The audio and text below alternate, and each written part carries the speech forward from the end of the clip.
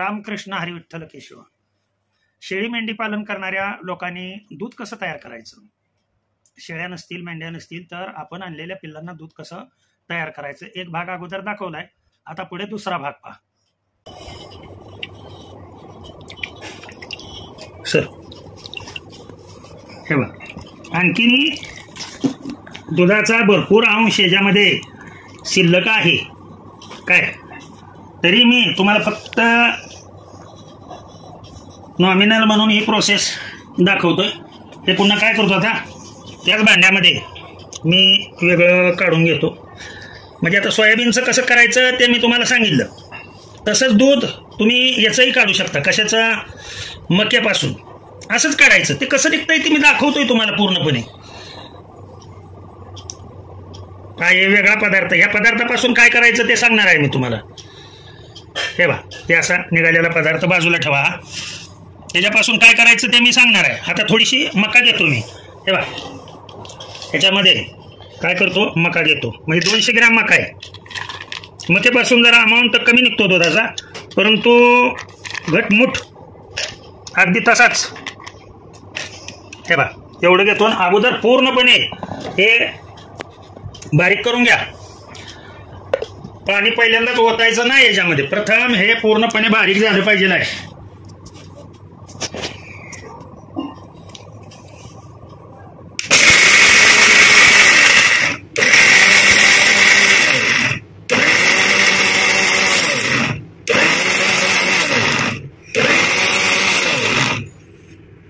आता बघा, याच्यामध्ये वरच्या बाजूला हे साठलं, ध्यानात आलं का तुमच्या, कसं झालं ते बघा. आणखीन थोडंसं खाली हे करून ह्याच्यामध्ये पाणी ओततो. अगदी थोडंच ओतलेलं आहे पाणी. दूध तुम्हाला जेवढं पाहिजे तेवढं तुम्ही पाणी ओतू शकता. अमुक एवढंच ओतायला पाहिजे असं काही नाही. हे बघा, आणि ह्याच्यामध्येच तुम्ही मगाशी जो आपण बदाम हे केला होता, तो बदाम ह्याच्यामध्येच तुम्ही टाकला. मगाशीच टाकायला पाहिजे होता, ज्या वेळेला बारीक करत होतो त्यावेळेला. टाकतो तरी सुद्धा आता असे 2 बदाम त्यात भिजायला टाकलेले आहेत मी. आणि हे चांगलं झाकण लावून पुन्हा मगाच्यासारखंच प्रोसेस करून घेतो.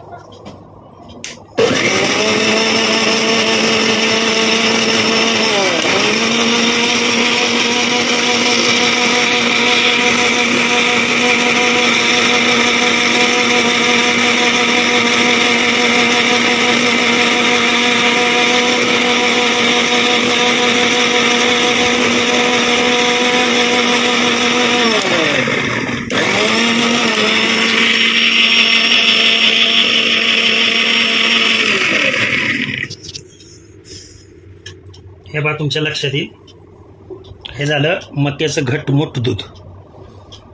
हे तुम्ही 2 वेळा हे करून तुम्ही करू शकता.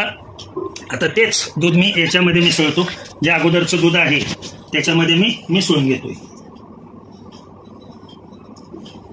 फडक्याच्या साहाय्याने गाळून घेतो.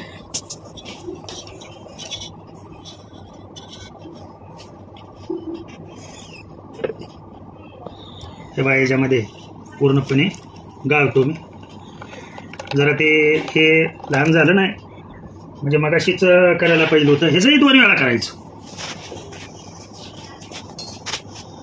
ह्याचंही 2 वेळा करायचं. हे घट्टमुट असतं, ह्याला म्हणजे ज्यादा ताकद लावायची आवश्यकता नाहीये. आता हेच दूध मी काय करतोय, ह्याच्यामध्ये हे पहा गाळून घेतो.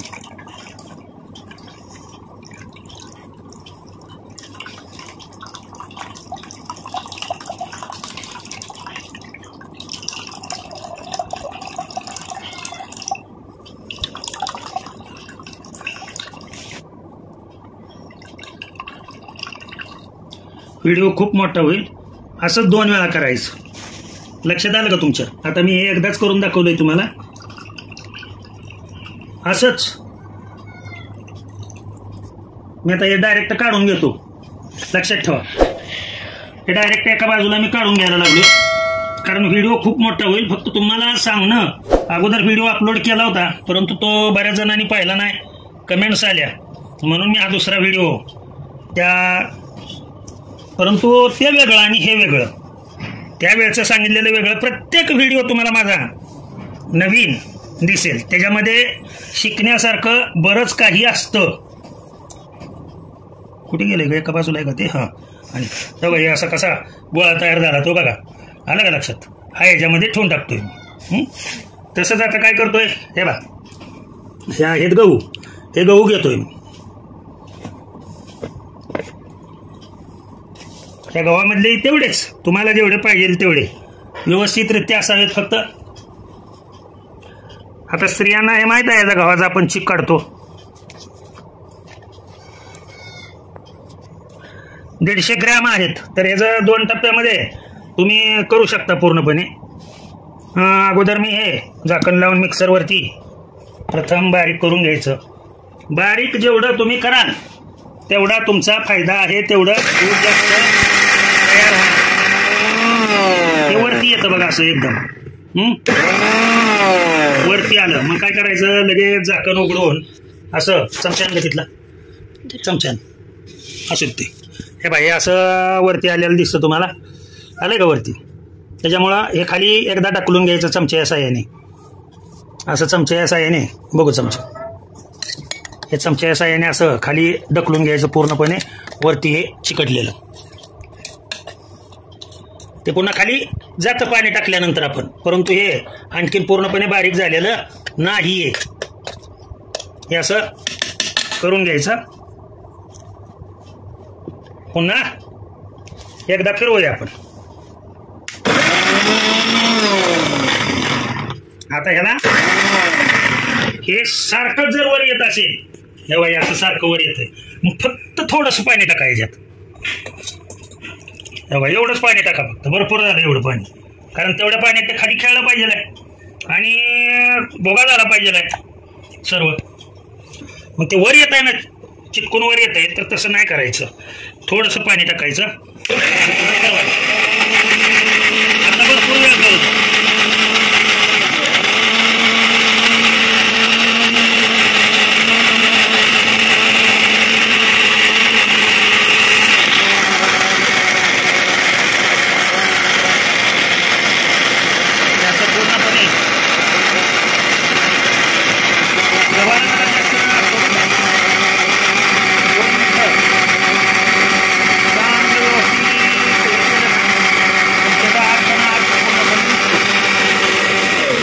बघूया आपण आता काय स्थिती झाली ती.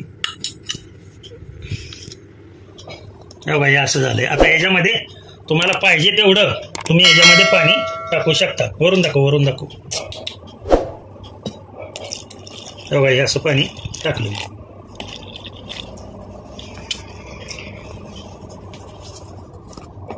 झाकण लावून घेऊया. फक्त झाकण जाम लावायचं, नाहीतर हे असं अंगावर ओढण्याची शक्यता असते. त्याच्यामुळे जाम झाकण लावायचं.